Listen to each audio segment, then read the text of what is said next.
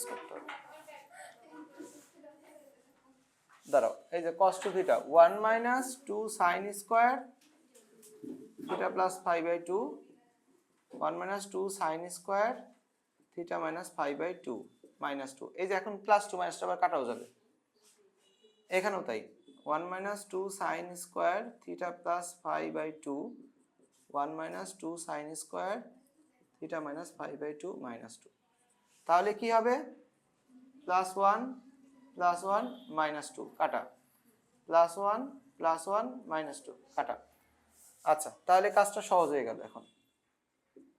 5 minus theta by 2। আচ্ছা, নিচের line লিখতেছি 2 sine theta plus 5/2 sine 5 minus theta